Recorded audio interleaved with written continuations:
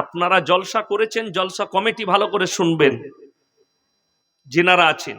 আমাকে যারা দাওয়াত দেয় ভেবে চিনতে দাওয়াত দেয়, আমি হচ্ছি গাল খাওয়া বক্তা, ঠিক কিনা? কিন্তু আমি কারো পরোয়া করি না। যারা গাল দেয় ওটাও আমার জন্য দোয়া, আর যারা দোয়া দেয় সেটাও আমার জন্য দোয়া। আজকে দুঃখটা বলে দিই কোথায়, এই জলসা করা নেকির কাজ না গুনার কাজ? কথা বলে না? নেকি। আচ্ছা, জিনা করা নেকির কাজ না পাপ কাজ? পাপ। কোথায় আছে? কোরআনে। এই কোরআন নামানো আছে সামনে, ওয়ালা তাকরাবুজ জিনা ইন্নাহু কানা ফাহিশা ওয়া সাআ সাবিলা। ব্যভিচার করা তো দূরের কথা, যে রাস্তায় ব্যভিচার হয় সে রাস্তার ধারে পাশে যাতায়াত করো না। আমি মাঝে মাঝে পুরুলিয়া ডিস্ট্রিক্টে জলসা করতে যাই, এই বছর একটাও দাওয়াত লইনি। তার অনেকগুলো কারণ আছে। রাত 12টায় জলসা স্টার্ট হয়, বাকি গজল চলে 12টা পর্যন্ত, ওই জন্য বন্ধ করে দিয়েছি, যে দাওয়াত লই না। ওই কাছের লোক ফোন করলে একটা দুটো লি। তো আসানসোল থেকে আমার বাড়ি থেকে যেতে গেলে আসানসোলের ওপর দিয়ে যেতে হবে, ডিসেলঘর ব্রিজ পার করে, দামোদরের ব্রিজ পার করে যেতে হয়। তো এই আসানসোলের ভেতরে একটা জায়গার নাম হচ্ছে নিয়ামতপুর, চিনেন? ওইখানে একটা পাড়া আছে লছিপুর নাম, নিয়ামতপুরের আগে, যেখানে দেহ ব্যবসার আড্ডাখানা বিরাট বড়, পশ্চিম বাংলায় 2য় নম্বর, কলকাতা সোনাগাছির পরে 2য় নম্বর ওইটা। এই জায়গাটাকে মাত্র 2 কিলোমিটারের জন্য আমি কতটা রাস্তা কভার করি জানেন? 25 কিলোমিটার রাউন্ড মারি হাই রোডে, তারপরে গিয়ে আমি ডিসেলঘর ব্রিজে ঢুকি। ওই জায়গাটা যেন আমার চোখে না পড়ে। আর বড় কষ্ট লাগছে, এটা মাদ্রাসার জলসা। আমি চ্যালেঞ্জ ছুড়ে বলে যাচ্ছি, আপনারা বিনা পয়সায় সব লোককে খানা খাওয়াচ্ছেন তো? হ্যাঁ, সব ফ্রি খানাটা খাওয়াচ্ছে? আমি ওইটা বলি না, আজকে জলসার দিনে যে মাংস ভাত ফ্রি, কি খাওয়ালেন? কি ছেঁচড়া, ওতে মাংস দিয়ে দিয়েছে। আমার মাদ্রাসায় 130 টাকা কিলো ওয়াগা রয়্যাল চাল, 40টা গরু জবাই হয়, 25 থেকে 30 হাজার শ্রোতা খানা খায়। একটা যদি দোকান দেখাতে পারেন, চায়ের দোকান 4টা থাকে, তাছাড়া একটা মনোহারীর দোকান, আর রাস্তায় একটা মেয়ে দেখালে আমি আমার মাদ্রাসা থেকে জুতোর মালা পরে এখানে ইস্তেগফার করতে আসবো। দেহ ব্যবসার আড্ডাখানা বসিয়েছেন এই মেলাটা। আমি রাস্তায় আসছি, আমার গায়ে ধাক্কা মারছে মেয়েরা। ওই মেয়েটাকে হিন্দু, আপনার ঘরের বিটি, আমার ঘরের বিটি, আপনার জানা আছে? তার শরীরটা আমার গায়ে লাগলে অনেকজন বলবে আপনারা তো মৌলবি মানুষ, হুজুর মানুষ, আপনার নিয়ত খারাপ হবে কেন? বুকা, আমি তো অনেক দূরের কথা। কোরআন এটা সূরা ইউসুফ, জুলাইখা যখন নিজেকে বেবস্ত্র করে দাঁড় করিয়ে দিল ইউসুফ নবীর সামনে, কোরআনে আছে ওয়ালাকাদ হাম্মাত বি ওয়া হাম্মা বিহা লাউলা আররা বুরহান রাব্বি। কিছুক্ষণের জন্য শয়তান ধোঁকা দিয়েছিল, আমার আল্লাহ আমাকে হেফাজত করেছে। আমাকে আল্লাহ হেফাজত করবেন, আমাকে নিজে হেফাজত হতে হবে। তিনি নবী নিষ্পাপ, ইয়াসিনের কিন্তু পাপ আছে। বড় কষ্ট লাগে। স্টেজে কথা হচ্ছে পর্দার, মেয়েদের জন্য পর্দা করেছেন, এই পর্দার কোনো দাম নাই। কেন করলেন এই পর্দাটা? রাস্তায় মেয়েদিকে তুলে দিয়ে জলসার স্টেজে পর্দা দেখাচ্ছেন লোককে, বক্তা দিকে। রাস্তায় মেলা বসিয়ে, হারাম কাজ বসিয়ে আমাদিকে পর্দা দেখাচ্ছেন। আজকে জলসায় নেকির থেকে আল্লাহর কসম করে বলছি জিনার পাপ বেশি হবে। কোন বাপের বেটা মৌলবি যদি আমার সঙ্গে চ্যালেঞ্জ লাগে, ক্যামেরা চলছে এখানে, স্টেজে আসুক, আমি প্রমাণ দিয়ে দিচ্ছি। 5টা ছেলে, খালি কতগুলো মেয়ে টানাটানি হচ্ছে আপনি গিয়ে দেখে আসুন। যার সঙ্গে যার সম্পর্ক আছে সে কোথায় গিয়ে চুমুচাটি করছে আপনি বুঝতে পারবেন না। কি জানেন আপনারা? ওই জন্যে হারাম জলসাই মেলা বসবে। আপনি একটা পীরের মেলাকে, আমাদের বক্তারা বলছে পীরের মেলা করা যাবে না, মাজারের মেলা করা যাবে না, আর তোমার মেলাটা জায়েজ কোথা থেকে পেলে? কোন শেখ বললে, কোন মৌলবি বললে?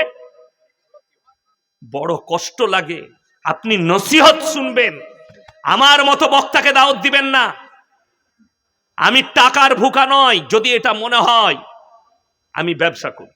অনেকজন বলছে রেট করে কেন পয়সা নিচ্ছে, সামনে বছরে 30,000 লুবো, তোর বাপের হিম্মত থাকলে দাওয়াত দিবি না, দিস না। কেন? ফ্রি জলসা করব, 1 টাকা লুবো না। গোটা মুর্শিদাবাদ জেলা, এটা আমি বাপের বেটা বলে যাচ্ছি। খালি মাদ্রাসার শিক্ষকদের 15,000 বেতন কর আর মৌলবীদের 15,000, ইমামদের বেতন কর। কত বড় বাপের বেটা দেখি, বেতন দেয় না। আরে বড় কষ্ট লাগে। 20,000 ইয়াসিন চেয়েছে, 25,000 জানেন আমাকে ফোন করেছে, আমার বাংলাদেশ যাওয়া আমি ক্যান্সেল করেছি কোনো বিধিনিষেধের কারণে। তো আমার 23 তারিখ খালি ছিল, 23শে জানুয়ারি কোচবিহার থেকে ফোন করলো।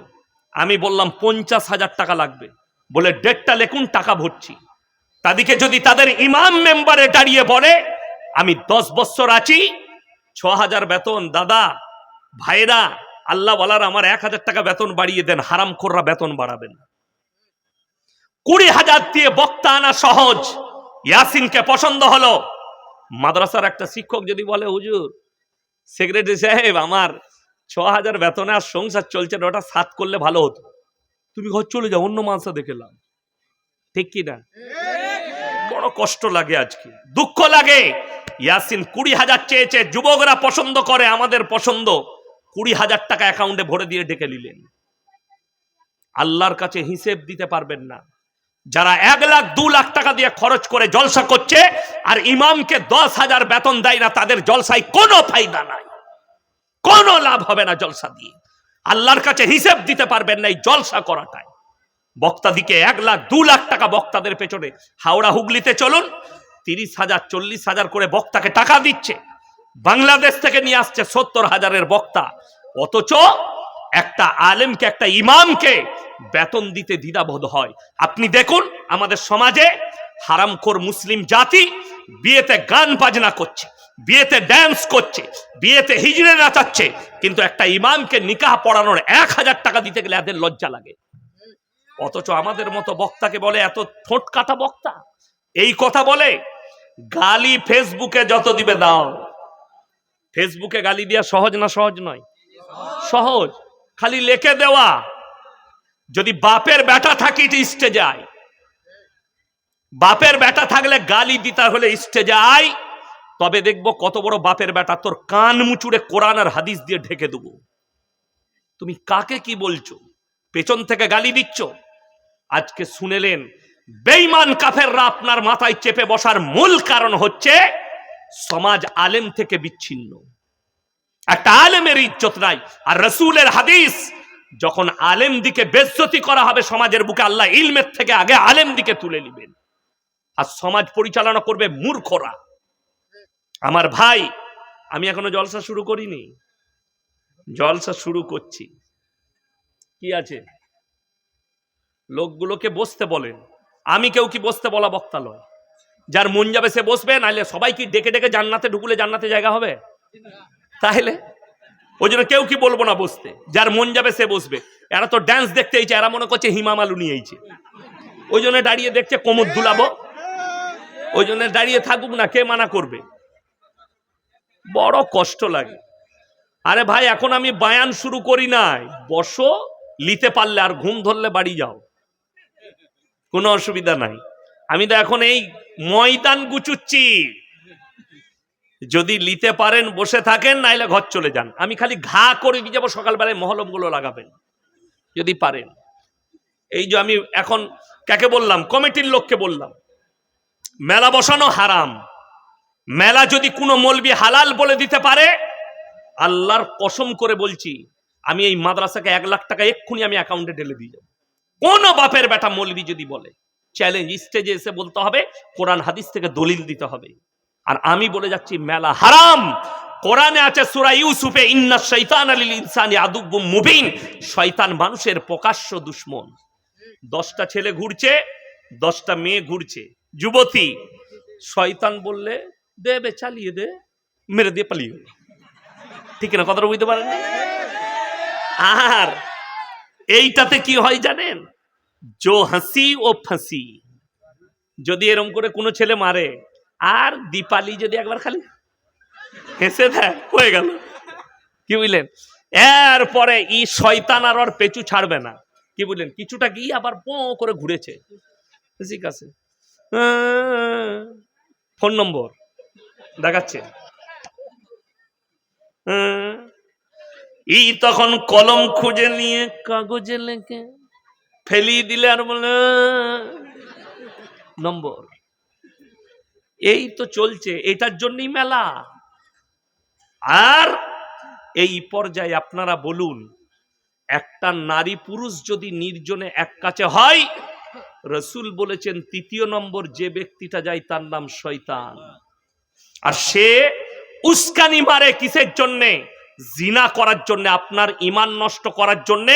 আপনাকে ঘেরে ধরে 24 ঘন্টা দাঁড়িয়ে আছে শয়তান, কিভাবে ঈমান নষ্ট করবে।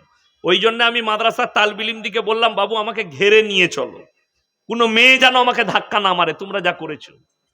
তো বাবু তালবিলিম গুলো আমাকে ঘেরে নিয়ে এলো। আল্লাহ ওদিকে ইলমে বরকত দেখ। আপনারা কি মনে করছেন এই মালটা মরে গেলে শেষ? যে তালবিলিম গুলোকে আমাকে নিয়ে এলো, এরা হচ্ছে আমাদের সম্পদ। ইয়াসিন মরে গেলে 100টা আমাদের তালবিলিম ইয়াসিন তৈরি হবার লেগে মাদ্রাসায় দাঁড়িয়ে আছে, তোমাদেরকে মুতোর জবাব দিবে। একের পর এক আলেম আসবে, লেখে নিয়ে যান। কিয়ামত পর্যন্ত যতগুলো পাপ আসবে সমাজের বুকে, ট্যাকেল দিবার জন্য আলেম উলামা হাদিস কোরআন রেডি হয়ে দাঁড়িয়ে আছে। যতজন আসুক, বেঈমান কাফেররা তাদের উদ্দেশ্যে কামিয়াব, আমরা নাকাম হয়েছি। আপনারা হাত তুলে বলুন, কোরআনকে বিশ্বাস করেন না করেন না? সবাই করেন, জোরে বলুন ইনশাআল্লাহ করেন। দেখুন, হাত তুলে বললেন কোরআনকে বিশ্বাস করি। কোরআন কেমন মুকাদ্দাস কিতাব বলে দিই। কোরআন মাজিদ এমন এক মুকাদ্দাস কিতাব, আসমানি কিতাব আল্লাহ পাঠিয়েছেন। পৃথিবীর বহু মুহাদ্দিস শেখ মুশায়েখরা বড় বড় কিতাব লিখেছে। ভারতের আমি একজনের আলেমের, আমি জলসা করতে গিয়ে লখনৌ ইরফানিয়ায় যখন পড়তাম, মাদ্রাসা নাদওয়াতুল উলামায় গিয়েছিলাম। লাইব্রেরিতে ঢুকলাম, বিরাট লাইব্রেরি। ওই লাইব্রেরির ভেতরে ভর্তি আছে, আমার মনে হয়, আশা করি এশিয়া মহাদেশের কোন আলেম অত বই লেখেনি। তিনি হচ্ছেন মোল্লা আলিমিয়া নদভী সাহেব। তিনি তিনার জীবনে 4000-এর বেশি বই লিখেছেন। এত বই কোন কবি সাহিত্যিক লিখেছে? আমাদের বড় বড় আলেম আছে। আজকে মিটিয়া বুরুজ থেকে আমাকে ফোন করেছিল, যে আমাকে বলছে আইনুল বারী সাহেবের ছেলে উনি থাকবেন সভাপতি, আপনার ডেট চাই। আপনারা হয়তো জানেনই না, আইনুল বারী বহুত বড় আলেম ছিলেন, মারাত্মক। আমার আব্বাজি খুব নাম করতেন, দামি আলেম ছিলেন। তো এই মানুষরা কত যে কিতাব উপহার দিয়েছে সমাজকে, কিন্তু বিশ্বাস করুন আমার আব্বাজি অনেক কিতাব লিখেছেন, কিন্তু এই শেখ মুশায়েখরা যত কিতাব লিখেছেন, কেউ তার কিতাবের শুরুতে লিখতে পারেনি যে আমার কিতাবে কোনো ভুল নেই। লিখেছে? লিখতে পারেনি। পৃথিবীর যতগুলো সাহিত্যিক আছে, এগুলো তো আলেমদের কথা বললাম, সাহিত্যিক, কবিগুরু রবীন্দ্রনাথ ঠাকুর, বঙ্কিমচন্দ্র চট্টোপাধ্যায়, স্বামী বিবেকানন্দ, ঈশ্বরচন্দ্র বিদ্যাসাগর, যারাই লিখেছে, কেউ তার বইয়ে লিখতে পারেনি আমার বইয়ে এতটুকু ভুল নেই। কিন্তু আল্লাহর কসম, আল্লাহ তাআলা কোরআনকে রাসূলের কাছে পাঠিয়েছেন, আর কোরআনের শুরুতে সূরা বাকারায় লিখে দিয়েছেন, যালিকাল কিতাবুল লা রাইবা ফি, আমার এই কোরআনে বিন্দুমাত্র সন্দেহের কোনো অবকাশ নাই। জোরে বলুন সুবহানাল্লাহ। এটা বাকি কারুর লেখার ক্ষমতা নেই, একমাত্র কোরআন মাজিদে আছে। তাহলে এই কোরআনকে যখন আপনি বিশ্বাস করলেন, আমি এই জঙ্গিপুরে আপনার লালগোলা থানায় প্রমাণ দেব যে মুসলমানরা জেনে শুনে কতগুলো কোরআনকে অস্বীকার কিভাবে করে। নাম্বার 1, ইসলামে সুদ খাওয়া হালাল না হারাম? হারাম। সবাই মানছেন তো? আপনি মানেন আর না মানেন, কোরআনে স্পষ্ট আছে ওয়াহাল্লাল্লাহুল বাইয়া ওয়া হাররামার রিবা, সুদকে হারাম করেছি, ব্যবসাকে হালাল করেছি। এটা আল্লাহ তাআলা বললেন। রাসূল সাল্লাল্লাহু আলাইহি সাল্লামের হাদিস, কেউ যদি 1 টাকা সুদ খায়, সর্বনিম্ন স্তরের পাপ হচ্ছে মায়ের সঙ্গে 36 বার জিনা করার সমান পাপ। নাউজুবিল্লাহ বলে।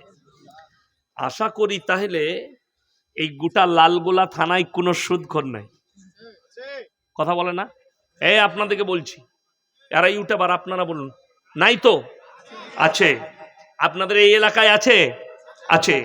আচ্ছা বলুন, এই লোকটা যে জেনে শুনে কোরআনে হারাম লেখা আছে, রাসূল হারাম বলেছে, সুদ খাচ্ছে, এই আল্লাহর সঙ্গে যুদ্ধ ঘোষণা করলো না করলো না? এই লোকটা ডাইরেক্ট আল্লাহর সঙ্গে জেনে শুনে যুদ্ধ ঘোষণা করলো। অবাক হবেন, মদ হারাম না হালাল? স্পর্শ করা হারাম। নেশাগ্রস্ত জিনিস তোমরা স্পর্শ করো না। আপনাকে বুঝিয়ে দিই, আপনি আপনার ধর্মকে মুসলিম তার ধর্মকে যতটা না মানে, আপনার ধর্মকে একটা অমুসলিম ভাই তার থেকে বেশি রেসপেক্ট করে, যারা শিক্ষিত লোক, শিক্ষিত সমাজ। আপনাকে বুঝিয়ে দিই, আপনি যেমনি গিয়ে জঙ্গিপুরে হাই রোডে চাপবেন, বহরমপুরের দিকে যান, যেমনি উমরপুর বার করে, উমরপুর থেকে মনে হয় 20 কিলোমিটার হবে পলসন্ডা মোড়, হ্যাঁ বেশি হবে, 25 হবে। ওই পলসন্ডা মোড়ের 1 কিলোমিটার আগে ডান দিকে একটা ধাবা আছে, পাপ্পুদা ধাবা। নাম শুনেছেন না শুনেছেন? শুনেছেন, ভালো ধাবা। সেখানে 3টে বোর্ড লাগিয়েছে, পাঞ্জাবিদের ছেলে, মুখে দাঁড়িয়ে আছে, মাথায় পাগড়ি, 2 ভাই চালায়।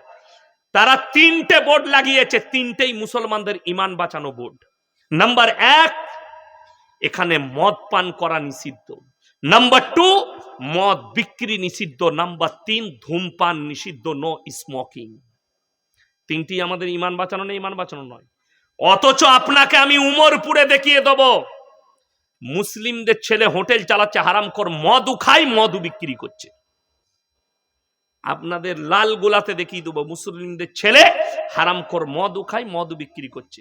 লটারির টিকিট হারাম না হালাল? হারাম। নিশ্চয়ই তাহলে মুসলিমরা লটারি কাটে না? আপনার থানায় লাল গোলাই দেখিয়ে দেবো, কাটাটা অনেক দূরের কথা, কাটবেই তো, বিক্রি পর্যন্ত মুসলিমদের ছেলে লটারির ব্যবসা পর্যন্ত করছে। ঠিক বললাম না ভুল বললাম? লটারি কেন হারাম? অনেকের প্রশ্ন। আমি টাকা কেটেছি, ভাগ্যের মালিক সকলে বলুন কে? আল্লাহ। কেউ যদি জ্যোতিষীকে হাত দেখায়, সঙ্গে সঙ্গে বেঈমান হয়ে যাবে, তাকে কালমা পড়ে ইসলামে দাখিল হতে হবে, ইমান চলে যাবে। যে বিশ্বাস করে যে এই লোকটা আমার হাত দেখে আমার ভবিষ্যৎ বলবে, সঙ্গে সঙ্গে ইমান চলে যাবে। ভবিষ্যৎ কে জানেন? আল্লাহ। 2012 সাল, তখন এত সোশ্যাল মিডিয়া ছিল না, আমার জলসা ছিল রেজিনগরে। ওই 2012 সালে লন্ডনের একজন পপ বৈজ্ঞানিক, পপ মানে হচ্ছে খ্রিস্টানদের, যেমন আপনারা আমাদেরকে মৌলী সাহেব বলেন, ইমাম বলেন, ওদের খ্রিস্টানদের পপ বলা হয় যারা গির্জায় থাকে।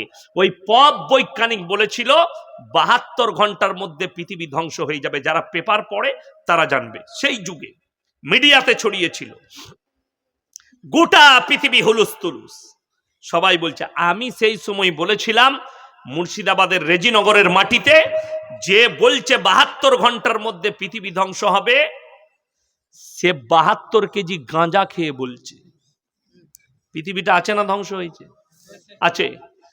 গত বছর 2023 সাল, 24 সাল, বাংলাদেশের একটা বক্তা, না রোজাটা 23 সালে মানে 24 সালেই ছিল, 24-এ বাংলাদেশের একজন হুজুর বয়ান করছে, আমার বন্ধুগণেরা, ভাইজানেরা, এই আল্লাহর নবী বলেছেন পবিত্র রমজানুল মুবারকের মাস, মাসটা হবে রমজানের মাস, 15ই রমজান শুক্রবার হবে, আল্লাহ ওই দিনে পৃথিবীকে ধ্বংস করে দেবে। আর বাংলাদেশ ভারতের লোকরা ভয়ে মরে যাচ্ছে, এত বড় হুজুর বলেছে। আমি রমজান মাসে আদায় করছি কলকাতায়, একজন ফোন করে বলছে, হুজুর 15ই রমজান কি হবে? আমরা তুই আগে মরবি, ফোনটা রাখ, আমি মাদ্রাসার আদায় করছি, পরে কথা হবে। কেটে দিলাম। বিভ্রান্তি। আচ্ছা বলুন, পৃথিবীটা ধ্বংস হয়েছে না আছে? আছে। তার কারণ কি? 5টা জিনিসকে আমার আল্লাহ গোপন করেছেন। কটা বললাম? 5টা। কার কাছ থেকে? পৃথিবীর যতগুলো আল্লাহর সৃষ্টি আছে, সৃষ্টিকুলের কাছ থেকে। জোরে বলুন সুবহানাল্লাহ। গোটা সৃষ্টিকুল, নবী, পয়গম্বর, রাসূল সকলের কাছ থেকে। কি কি? সূরা লুকমানের একবারই শেষ আয়াত, ইন্নাল্লাহা ইনদাহু ইলমুস সাআহ, কিয়ামত কবে হবে আমি আল্লাহ ছাড়া পৃথিবীর কেউ জানে না। এটা নম্বর 1, কিয়ামত কবে হবে আমি আল্লাহ ছাড়া পৃথিবীর কেউ জানে না। আল্লাহ রাসূল সাল্লাল্লাহু আলাইহি সাল্লামকে কি আমাদেরকে মৌলবীকে এত প্রশ্ন করছে, নবীজিকে বেঈমান কাফেররা প্রশ্ন করতো না? করতো না? অনেক প্রশ্ন। নবীজির কাছে এসে বেঈমানের দলেরা প্রশ্ন করলে, হে মুহাম্মদ, তুমি কিয়ামত সম্পর্কে মানুষকে এত শঙ্কিত করছো, এত ভীত করছো, এতগুলো আলামত বলছো, তাহলে বলো কিয়ামতটা কবে হবে? ইয়াসআলু আইয়ানা ইয়াউমুল কিয়ামা, হে আল্লাহর নবী, কিয়ামত কবে হবে? আপনি বলুন। আমার আল্লাহ উত্তর দিয়েছেন, তারিখ বলেননি, খালি নমুনা বলেছেন। আপনারা জানেন কি বললেন আল্লাহ? ফাইদা বারিকাল বাসার, সেদিনে তোমাদের চোখগুলো স্থির হবে। স্থির মানে বুঝেন? আপনি সকালবেলায় উঠে লালগোলা বাজারে গেছেন, না হলে জঙ্গিপুরে গেছেন, দিয়ে দেখলেন একটা 20 কেজি ওজনের কাতলা মাছ। ও আল্লাহ, চোখটা দাঁড়াবে না? দাঁড়াবে না? কোরআনে আল্লাহ এই শব্দ ব্যবহার করলেন, ফাইদা বারিকাল বাসার ওয়া খাসাফাল কামার, চন্দ্রকে আলোহীন করে দেব, তোমাদের চোখগুলো স্থির হয়ে দাঁড়িয়ে যাবে। ওয়া জুমিয়া শামসু ওয়াল কামার, চাঁদ আর সূর্যকে আমি একটা রাস্তায় ঠক্কর খাওয়াবো, এক্সিডেন্ট করব দুজনকে, মুখোমুখি টাচনাচ হবে। আপনারা শুনেছেন চাঁদের জায়গা বিক্রি হচ্ছে? না, লালগোলার লোক জানে না, আপনারা কিনতে পারবেন না। আর আমার তো মৌলবীদের কোনো ব্যাপারই নাই, 6,000 5,000 বেতন, আমরা কি করে আর কিনবো? কে কে কিনবে? শাহরুখ খান, বিগ বি, সালমান খান, আর ডোনাল্ড ট্রাম্প, আর আমাদের মোদি বাবু, আর যোগী বাবু। কেন? ওই লোকটার নাম কি, টিএসএল কোম্পানির মালিকটা,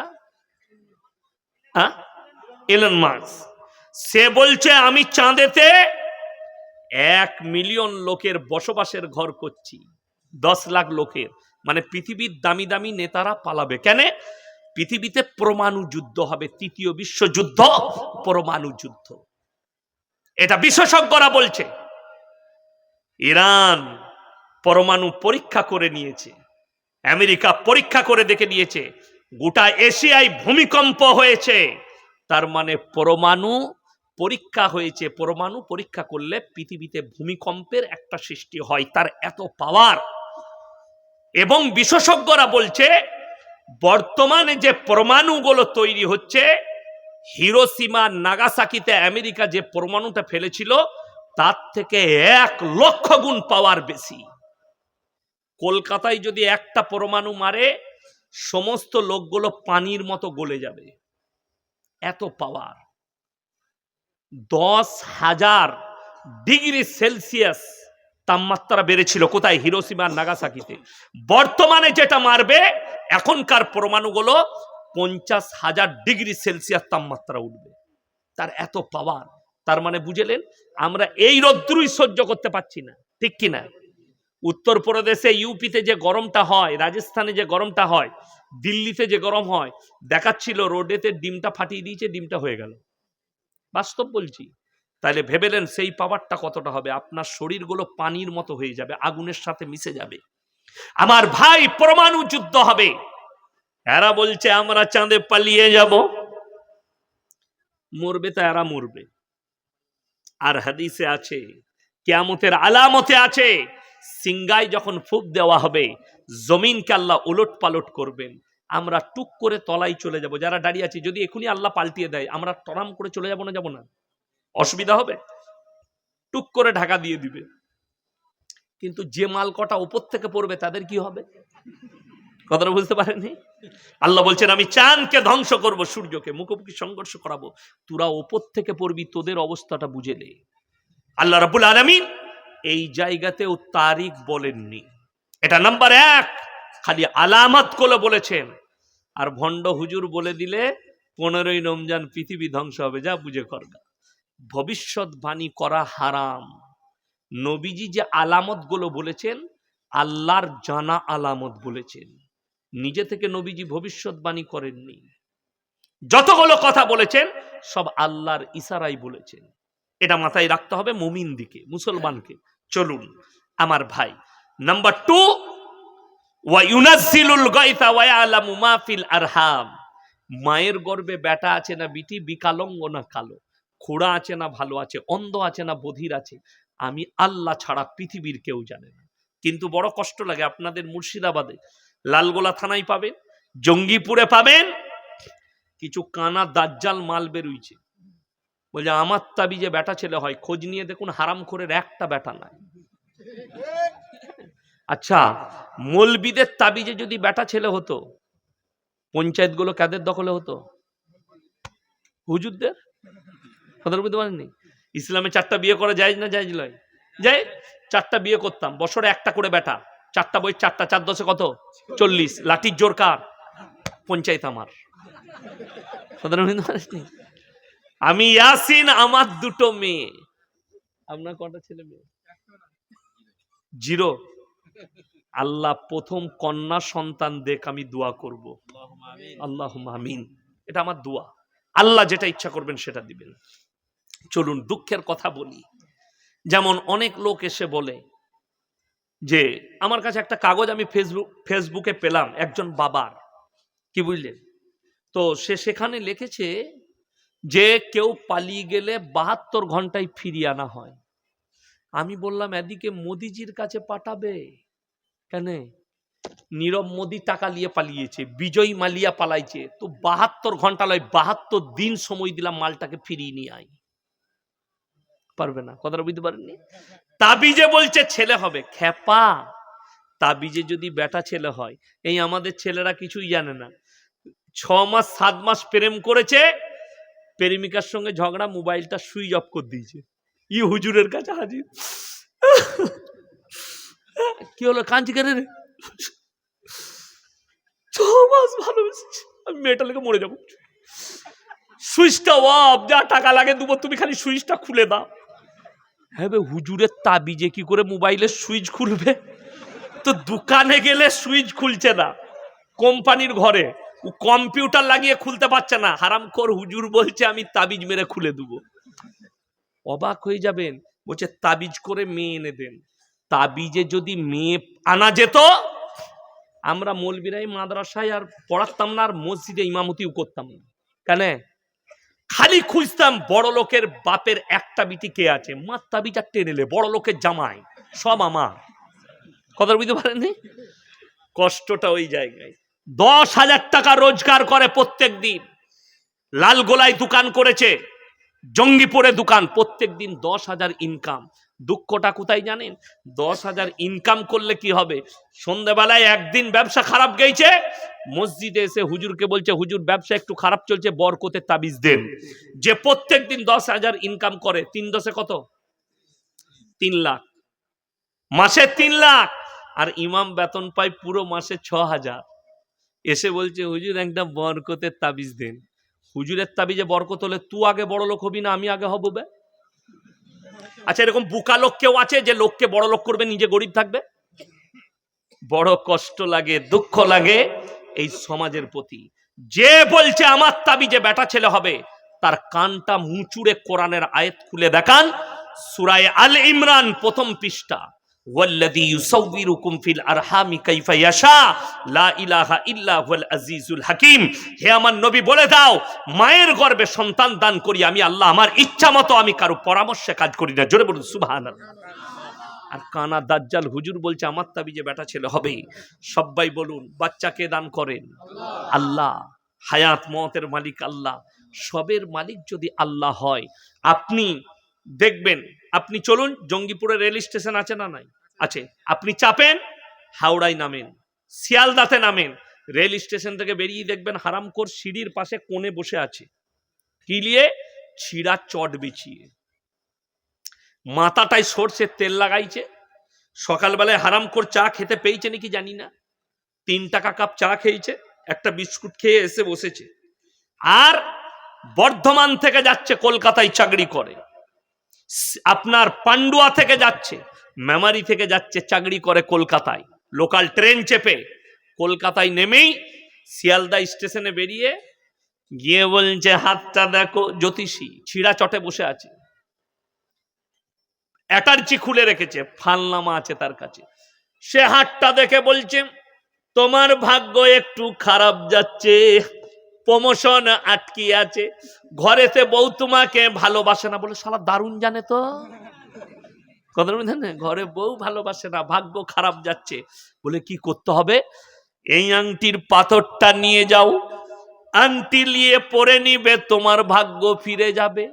1 নম্বর দুঃখ, যে পাথরটা দিচ্ছে সে ছিঁড়া চটে বসে আছে, যে লিখছে অফিসে গিয়ে ঠ্যাংটা তুলে বসবে, এই চা নিয়ে আয়, আনছি স্যার। কে বলবে? তার কর্মচারী, তার ক্লার্ক যে কাজ করে সে বলবে আনছি স্যার। আর যে ছিঁড়া চটে বসে আছে সে কি খেতে পায়? সারাদিন কিছু খেতে পাই না। দুটো পাথর যদি বিক্রি হয়, হারামখোর 50 টাকা না হলে 100 টাকা লাভ করবে। খাবে কি? 3টে পরোটা, আনলিমিটেড তরকারি, একটা ডিম, এক টুকরো কাঁচা পেঁয়াজ, একটা কাঁচা লঙ্কা, ওই পরোটাটা খেতে পাবে। সমাজ এখন ডিজাইনে চলছে, আপনারা জানেন কিসে চলছে? ডিজাইনে। আমার ডিজাইন নেই, এই শেখ জানে। আমি যে পোশাক পরে গাড়ি থেকে নেমেছি সেই পোশাক পরে স্টেজে এসেছি, কি বুঝলেন? ওই পোশাক পরে আমি মাদ্রাসা থেকে এই পোশাক পরেই বেরিয়েছি, ক্লাস থেকে এই পোশাক পরেই চলে এলাম, স্টেজে চলে এলাম। ডিজাইনে চলছে। ঘরে বলুন, বিবিকে যদি বলেন হ্যাঁ গো আমাকে ভালো লাগছে না, তা একটা পরোটা করে দাও, আহা, গাওয়া ঘিয়ের পরোটা করে দিবে। যদি বলেন তুমি হাতে করে খাই দাও, খাওয়াবে না? খাওয়াবে না? আদর করে খাই দিবে স্বামী। বলছে শিয়ালদায় গিয়ে হারামখোর বোর 5টায় লাইন দিয়েছে, কোথা থেকে এসছো? বলে আমি না জঙ্গিপুর থেকে এসছি পরোটা খাবার লেগে। রাজুদা, তোর কপাল খারাপ বে, বইয়ের পরোটা ছেড়ে রাজুদার পরোটা খেতে গেছে হারামখোর। ওই পরোটা খেতে পাই আর তুমি 5 স্টার হোটেলে খাও, তোমার কর্মচারী তোমাকে টেবিলে খাবার দেয়, 50,000 বেতন। ওই পাথরটার উপরে বিশ্বাস করেছে, তাকে একবারও বলতে পারছে না যে ভাগ্যের পাথরটা তুই যে আমাকে দিচ্ছিস এটা তোর গলায় বাঁধ, কাল থেকে মমতা খালার পাশে থাকবি, তুই কেন এইখানে বসে? কথা বুঝতে পারেননি? ভাগ্যর আংটি ও লোককে দিচ্ছে, যে দেখছে। ওই জন্য বলি, লটারির কাগজ আপনি বিশ্বাস করেছেন এই কাগজটাই আমার ভাগ্য ফিরবে, এই জন্য হচ্ছে কুফরি, ওই জন্য হারাম, আপনার ঈমান চলে যাবে। লটারির টিকিট ব্যবসা যারা করে তাদের ইনকাম হারাম, তাদের বিশ্বাস যদি ওই লটারির কাগজের উপরে থাকে, এইটাই মৌলবীরা বললেও এটাই আমার ভাগ্য, এটাই আমার সবকিছু, তার ঈমান ধ্বংস হয়ে গেছে, তাকে কালমা পড়ে মুসলমান হতে হবে। আচ্ছা বলুন, লটারির টিকিট যদি হালাল হতো, সর্বপ্রথম লাইন কারা দিত? আমরা মৌলবীরা দিতাম। বেতন তো নাই, 6,000 যখন পাই চালিয়ে দিই, একটা কেটে দিই, তারপরে যা হবে হবে। 1 কোটি পড়ে গেলে তারপরে মাদ্রাসাওয়ালা দিকে দেখবো। কথাটা বুঝতে পারেননি? আর চাকরি করব? যেমন আল্লাহর কৃপায় আমার লোকে, বিশ্বাস করুন, আল্লাহর কসম করে বলছি, আমি আল্লাহ ছাড়া কেউকে ভয় খাই না এবং কারুর ওপরে ভরসা করি না। রুজির মালিক আল্লাহ, এটা আমি বিশ্বাস করি।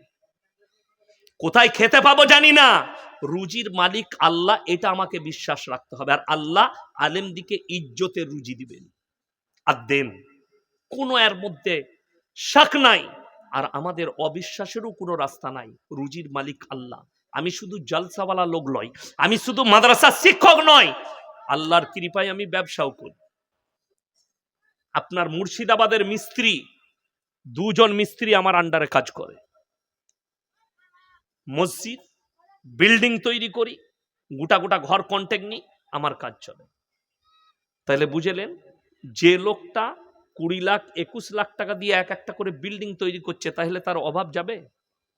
কথা বলে না? তাহলে আমি জলসা করতে এসেছি টাকার জন্য নয়, আর টাকা নিচ্ছি কমকে বুঝানোর জন্য। তুমি আলেম দিকে সম্মান করো।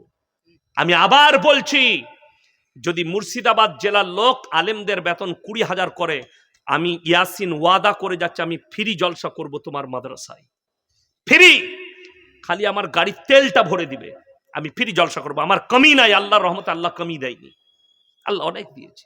এরপর চিন্তা করো, ব্যবসা চলতে থাকলে আল্লাহ ব্যবসায় বরকত দিলে, হালাল ব্যবসা করছি, 70 উপরে ব্যবসা করছি, আল্লাহ দিলে আল্লাহ বরকত দিবে, অসুবিধা নেই, আল্লাহ তার দ্বারা চালাবে। আর আমি এটা বিশ্বাস করি, আমার মেয়ে হোক আমার সন্তান হোক, রুজির মালিক আল্লাহ। যারা এসছে নিজের রুজি মেপে এসছে, নিজের তকদির মেপে এসছে। কোন বাপ যদি বলে আমি চুরি করে হোক, সুদ খেয়ে হোক, লোকের মেরে নিয়ে হোক, বেটাকে 1 কোটি টাকা দিয়ে যাব, মাথায় রাখবেন, তার তকদিরে যদি ভিক্ষা করা লেখা থাকে, আল্লাহর কসম সে ভিক্ষা করে খাবে। তুমি রুখতে পারবে না। কোটি টাকা দিয়ে গেলে, 10 কোটি দিয়ে গেলে। আপনাদের এখানে 150 বিঘে জমির মালিক কেউ আছে? কথা বলে না? নাই। আপনি আমার এলাকায় চলুন, এখনো 100 বিঘে জমির মালিক দেখিয়ে দেব। আমার থানায় 150 বিঘে জমির মালিক দেখিয়ে দেব। আমি যখন ছোট ছেলে, জ্ঞান হচ্ছে, তখন দেখেছি 150 বিঘে জমির মালিক। আজকে তাদের ছেলেরা চায়ের কাপ ধুচ্ছে, আমার গলসি থানায় আপনাকে দেখিয়ে দেব। তার নাম আল্লাহ। 10 লাখ টাকা যদি বিঘে হয়, 150 বিঘে জমির দাম কত হচ্ছে আপনি হিসেব করুন। আজকে 10টা টাকা নাই, 10 কাটা নাই, বাড়িটা বাগাবার পয়সা নেই, ডাক্তার দেখালে লোকের কাছে হাত পাততে হচ্ছে। এখানে আল্লাহকে বিশ্বাস করুন। আপনি কি মনে করেছেন আলেম দিকে বেতন দিবেন না? জেনে রেখে দিবেন, একটা আলেমকে 6000 বেতন দিচ্ছেন, আল্লাহ তাকে হারাম খাওয়াই না, সে হালাল খাচ্ছে পরিশ্রম করে। আর আপনি আমাকে পরিচালনা করছেন, জেনে রেখে দিবেন আপনি ব্যবসা করছেন, 20,000 টাকা ইনকাম করেন, তার মধ্যে হারাম ঢুকে আছে, মিথ্যা বলে করছেন। আজকে শুনেলেন কওমের হাল। আজকে দুঃখটা ওই জায়গায়, মাদ্রাসায় একটা শিক্ষক রাখলে, একটা ইমাম রাখলে তার ইন্টারভিউ নেওয়া হয়, হয় না? হয় না? ইন্টারভিউ নেয়। কোন মসজিদে, কোন মাদ্রাসায় কমিটি রাখার জন্য ইন্টারভিউ নেওয়া হয়েছে লোকটার মধ্যে যোগ্যতা আছে কিনা? যার জোর তার মুলুক। ওই জন্য আমার এলাকায় একটা মসজিদ, বর্ধমান জেলার কথা বলছি, আমি নাম লুব না জায়গার, মসজিদের মতোয়াল্লি, মসজিদের পাশে পুকুর, পুকুরটাও মসজিদের, 40টা তাল গাছ। কটা তাল গাছ বললাম? 40টা।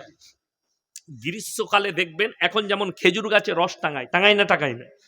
গ্রীষ্মকালে আদিবাসী ভাইরা তাল গাছে রস টাঙে, ওটাকে মদ তৈরি করে। আমি মদই বলি, ওটাকে তাড়ি বলে অনেকজনা, কিন্তু ওটার মধ্যে আর মদের মধ্যে কোনো পার্থক্য নাই, একই জিনিস, মদ তৈরি করে। ওই মদটা, ওই 40টা গাছ মসজিদের সেক্রেটারি কন্টেকে দিয়েছে, 3000 করে দিবি, 3 মাস রস টাঙা, আমাকে মাসে 3000 করে দিবি। ধরেলেন 1,20,000 পেল, 3×4 1 মাসে 1,20,000 টাকা পেয়েছে। কি বেচা? মদ বেচা টাকা এ হারামখোর সেক্রেটারি মসজিদে লাগাচ্ছে। আর সে আবার বলেছে আমাকে 1 হাঁড়ি করে দিবি, মানে আলু খায়। আপনি বলুন, সেই মসজিদে, যে মসজিদে মদ বেচা টাকা লাগায়, কেন লাগাচ্ছে আপনার জানাই নেই।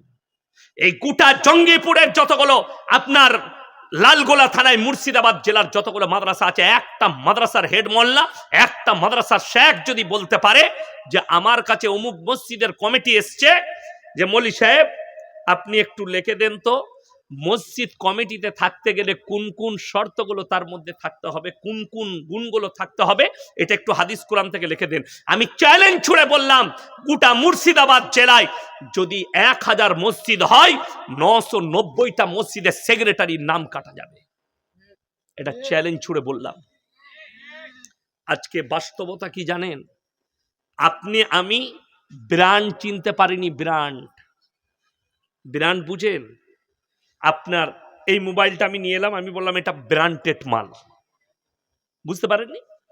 আপনি বলছেন আমি এটা বোম্বে থেকে এনেছি, ব্র্যান্ডেড মাল। ব্র্যান্ড সমাজ কি বুঝেছে বলে দিই। আমি 2 বছর আগে হায়দ্রাবাদে জলসায় গিয়েছিলাম। হায়দ্রাবাদে রাত 11টায় আমার জলসা শেষ। তো বর্ধমান জেলার 24 পরগনার, হাওড়া হুগলির অনেক ছেলে আছে সোনা ব্যবসায়ী, তারা আমাকে গাড়ি করে নিয়ে গেল, মৌলী সাহেব চলুন হুজুর চারমিনারে নিয়ে যাব। নিয়ে গেল, ফালুদা খেলাম, জুস ফুস। তো দেখছি একটা ছেলে, সেই দেখবেন ওখানে ঠেলা গাড়ি, বোম্বাই দিল্লিতে হয়, ওই ঠেলা গাড়ির ওপরে ঘড়ি বিক্রি করছে। একটা ব্ল্যাক কালারের ঘড়ি আমার খুব পছন্দ হলো, চকচক করছে। আমি বললাম কিতনা রুপিয়া कीमत है?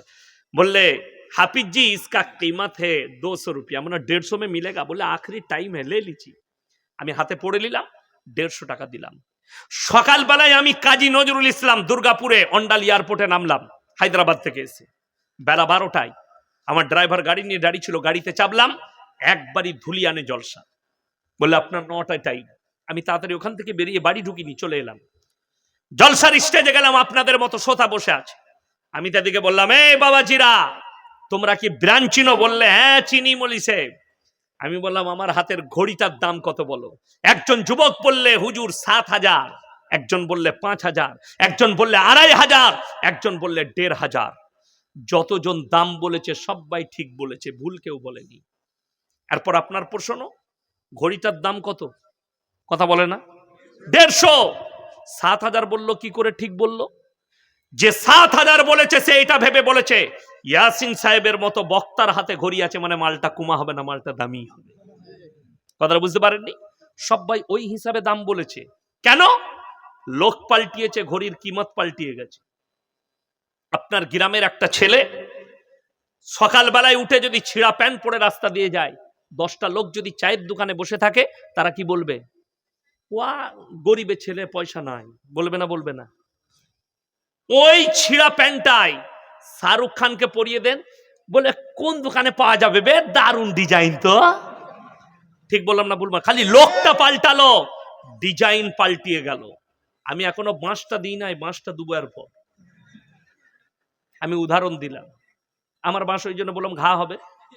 এরপর চলুন, আমাদের সমাজে একটা ইমানদার লোক, তার কাছে পয়সা নেই, 5 ওয়াক্তের নামাজি, হকের ওপরে টিকে থাকে, হকের ওপরে চলে, সেই লোকটার কাছে পয়সা নাই, চাষিবাসী লোক, মসজিদে 1000 টাকা বেচারা দান করেছে, তার হালাল ব্যবসার টাকা, সমাজের বুকে তার মূল্য নেই। আজকে মূল্য কার? সুদ খেয়ে বড় লোক হয়েছে, লোকের মেরে বড় লোক হয়েছে, তাকে আমরা সম্মান দিই, যেহেতু সে মসজিদে সুদের টাকা 50,000 দিয়েছে। ওই জন্য ব্র্যান্ড চিনতে পারোনি। আমার ভাই, আজকে দুঃখটা বলে যায়, লালগোলা বাজারে একটা গরিবের ছেলে 10 টাকা কারু পকেট থেকে চুরি করেছে, তার কেউ নাই, ভিক্ষা করে খায়, সে নিজেও জানে না তার মা বাপকে, এতিম ছেলে, মিসকিন, কেউ নাই, সে একটা মানুষের পকেটে 10 টাকা চুরি করলো। সমাজের লোক তাকে গাছে বেঁধে পিটাচ্ছে, এটা চোর, একে মার, তা না হলে চুরি বিদ্যা ছাড়বে না। বলে না? বলে না? তাকে মেরে থাপ্পড় মারে, বেঁধে পিটায়, এই যেন চুরি বিদ্যা ছেড়ে দেয়। হাই রে সমাজ, সে পেটের জন্য 10 টাকা চুরি করেছে, তাকে গাছে বেঁধে পিটাচ্ছ, আর যারা লাখ লাখ টাকা কমের মেরে নিচ্ছে, তাকে স্টেজে ডেকে গলায় মালা পরিয়ে বলছে এটা সমাজসেবী। আমি বললি খারাপ মলবি, এই বায়ানটা যখন ছাড়বে, খালি কমেন্টে গালগুলো দেখে নেবেন, কাদের? ওই মাল কটা, সুদখোর কটা কাল সকালে গাল দিবে চায়ের দোকানে, ও বাজে মলবি বে, ওকে দাও দেয়, ওই সুদখোর মাল কটা, চোর কটা গাল দিবে আমাকে। তো তোরা গাল দিলে তো হালাল হবে না। আচ্ছা, কেউ যদি আমাকে গাল দেয়, সুদ হালাল হবে?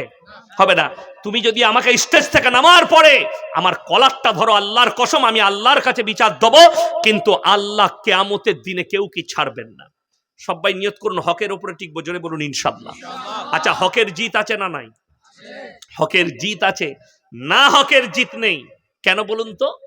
ইসরায়েল ভেবেছিল খুব সহজে ফিলিস্তিনকে দখল করব, খুব সহজে গাজাকে মিটিয়ে দেব।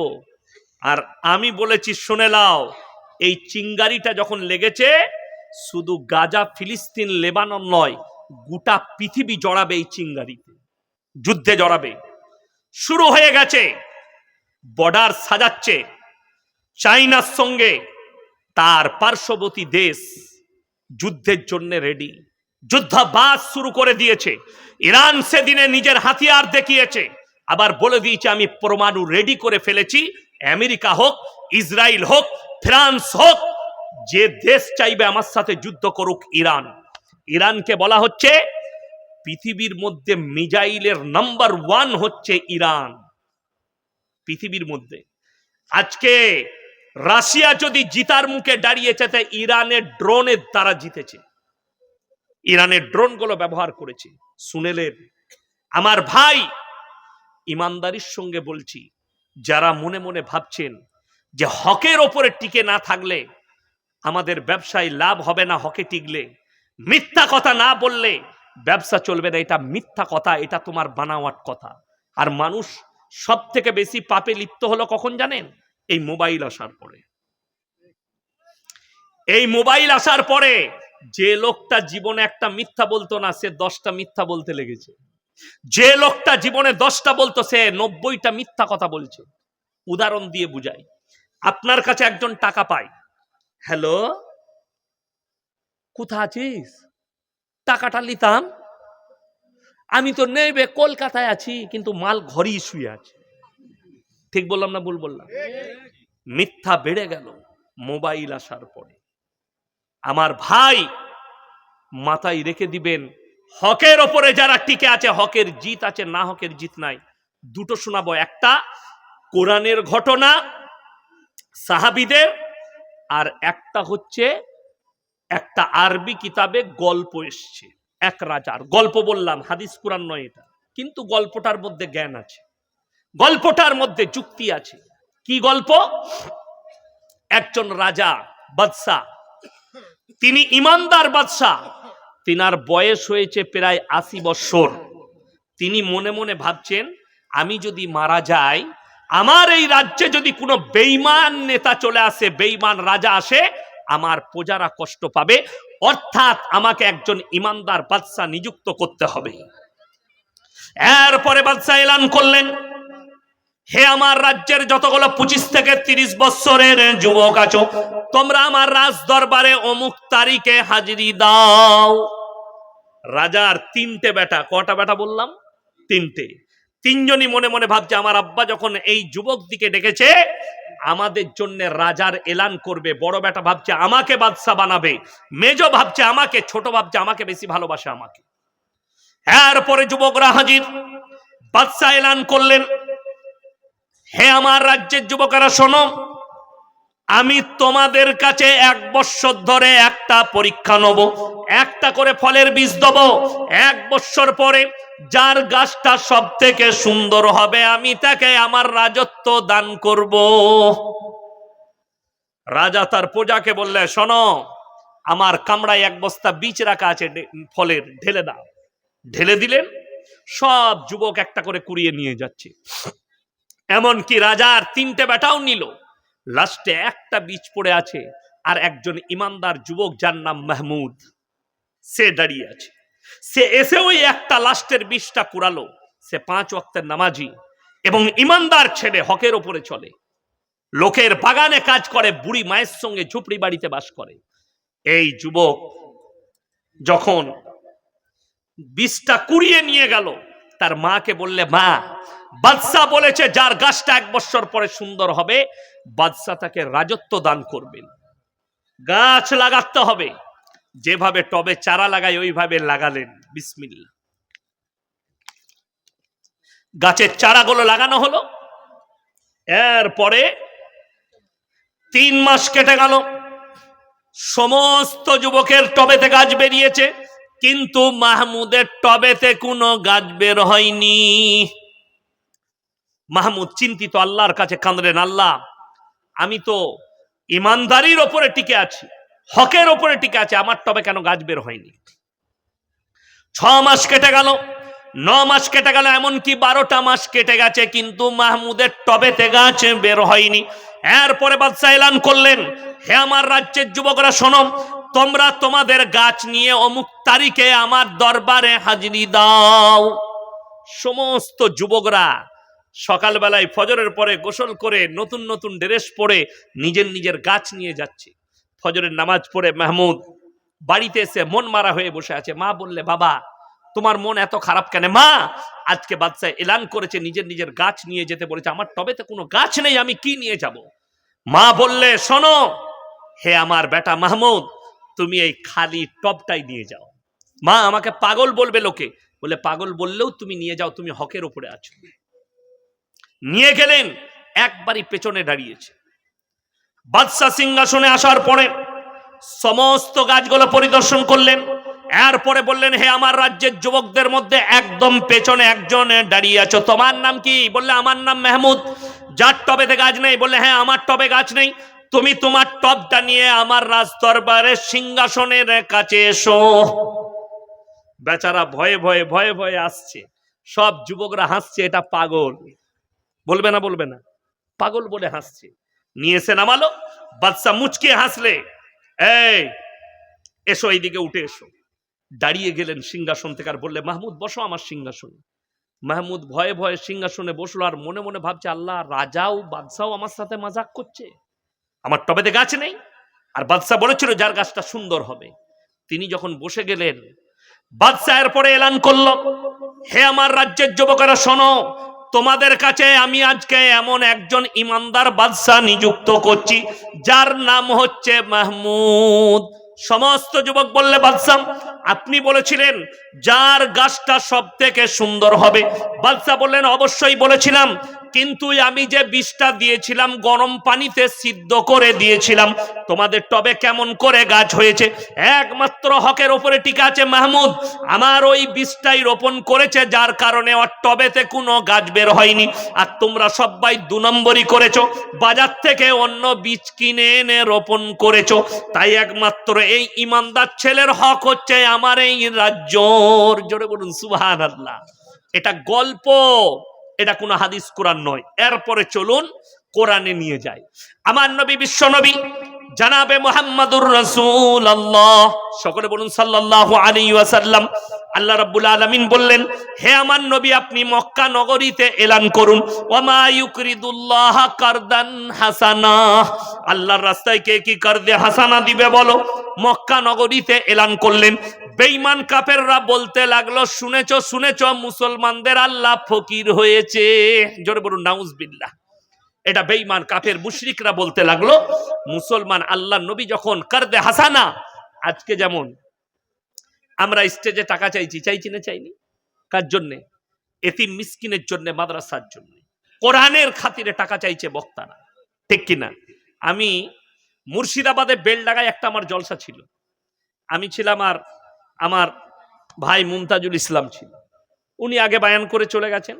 তারপর আমি লাস্টে দেবকুন্টু আপনার বেনাদ্দহ শিশু মাদ্রাসা, বেনাদ্দহ শিশু মাদ্রাসায় আমার দাওয়াত ছিল। তো বেলডাঙ্গায় ভারী আমার খুব কাছের বন্ধু শামীম ভাই, নিউ গিফট হাউস, আমি মাঝে মাঝে চা খাই ওনার কাছে গিয়ে। মনসুর ভাই আছে ঘড়ির দোকানে। তো আমি লাস্টে চাপলাম। এরপর আমি লাস্টে বললাম, বাবা আপনারা যারা বসে আছেন তারা উঠে এসে আমার আঁচলে যে যা পারবেন মাদ্রাসার জন্য টাকা দিয়ে যান। হাওড়ার এক হারামখোরকে দেখছি আমার ভিডিওটা দিয়ে বলছে, এই টাকাটা হুজুর মাদ্রাসায় লাগাচ্ছে কিনা খোঁজ নিতে হবে। আবে ওটা আমার টাকা লয়, মাদ্রাসাওয়ালার টাকা। কথাটা বুঝতে পেরেছেন? আমি এখানে আদায় করবো, এটা আমার মাদ্রাসা নাই, মাদ্রাসা এই মাদ্রাসা। তো জেনে শুনে ভিডিও করতে হয়, কারুর নামে বদনাম দেবার আগে ভাবতে হয়। তো এই হাওড়ার ছেলেটা বানিয়েছে, যাই হোক আমি ধ্যান দিইনি, আল্লাহ তাকে মাফ করুক, না জেনেই বানিয়েছে। এরপর চলুন, আল্লাহ নবী এলান করলেন, হযরত আবু বকর সিদ্দিক রাদিয়াল্লাহু তাআলা আনহু মক্কার এক গলি দিয়ে পেরিয়ে যাচ্ছেন। দুজন মুশরিক বসে ইয়ারকি মেরে বলছে, শুনেছিস মুসলমানদের আল্লাহ ফকির হয়েছে। হযরত আবু বকর বরদাস্ত করতে পারেনি, বেঈমানকে, মুশরিককে এক চড় মেরেছে। বেঈমান বেহুশ হয়ে পড়ে গেছে। আল্লাহ নবীর ওখান থেকে হযরত আবু বকর চলে গেলেন। যখন তার হুঁশ ফিরেছে, সে নবীজির কাছে হাজির। হে আল্লাহর নবী মুহাম্মদ, আপনার আবু বকর আমাকে চর মেরেছে। নবীজি বললেন, আমার আবু বকর বিনা কারণে চর মারবে না। উক্তকালে নবীজির কাছে আবু বকর হাজির। হে আবু বকর, তুমি কি মুশরিককে চর মেরেছো? ইয়া রাসূলুল্লাহ, আল্লাহর শানে এমন ভাষা বলেছে আমি বরদাস্ত করতে পারিনি। আচ্ছা আপনি বলুন, আপনি যদি লালগোলা বাজারে থাকেন, কেউ যদি আপনার সামনে মুখের ওপর আল্লাহকে গালি দেয়, আমরা কেউ বরদাস্ত করতে পারবো? তাকে হাত চালাবো, না হলে কিছু একটা আমার দ্বারা ঘটে যাবে। যাবে না? যাবে না? ঘটবে। না হলে আমি গালি দেবো তাকে, না হলে কলার ধরবো, কিছু একটা ঝামেলা হবে। তো হযরত আবু বকর আল্লাহকে এত মহব্বত করতেন, রাসূলকে, উনি বরদাস্ত করতে পারেননি আল্লাহকে ফকির বলার কারণে। বেঈমান তখন সঙ্গে সঙ্গে নবীজির কাছে বলছে, मैं अपने माबूदों की कसम खा के कहता हूं मैंने ऐसे नहीं कहा, আমি আমার দেবদেবীর কসম করে বলছি আমি এরকম ভাষা বলিনি। আপনার আবু বকর মিথ্যা বলছে। কেন? বললে আবু বকরের সাক্ষী কোথায়? আবু বকর একা, আর বেঈমানরা মুশরিকরা দুজন। বলে আমার সাক্ষী আছে, আমার বন্ধু, বিনা কারণে আপনার আবু বকর মেরেছে। আপনার আবু বকরকে সাক্ষী দেখাতে বলুন। আল্লাহর নবী বিচারে বসলে, রাহমাতুল লিল আলামিন, বিচার করছেন কলিজার টুকরা। ভেবে দেখুন, আমাকে যদি বিচার করতে দেন, 1 কাপ গাঢ় দুধের চা দিলে আমি বিচার পাল্টি দেব, ঠিক কিনা? 500 টাকার লোড গুঁজে দিলে আমার বিচার পাল্টি যায়। আমাদের বিচার পাল্টাই না। আমাদের সমাজের কিছু ছেলে মনে করেছে আমি গ্রামে বিচার করার দায়িত্ব পেলাম মানে আমার বিরাট ব্যাপার। তোমার কঠিন বিপদে পড়লে তুমি বিচারের দায়িত্ব নিয়ে একটা যদি অন্যায় বিচার করো, কিয়ামতের দিনে পেরোনো দুষ্কর হয়ে যাবে। একটা যদি অন্যায়, অনেক লোক মনে করে মাদ্রাসার সেক্রেটারি হওয়া বিরাট সম্মানের ব্যাপার, মসজিদের সেক্রেটারি হওয়া বিরাট সম্মানের ব্যাপার। যদি আমানতের খিয়ানত হয় আপনার দ্বারা, মাদ্রাসা কিংবা মসজিদের সেক্রেটারি কিয়ামতের দিনে দাঁড়িয়ে হিসেব দিতে পারবে না।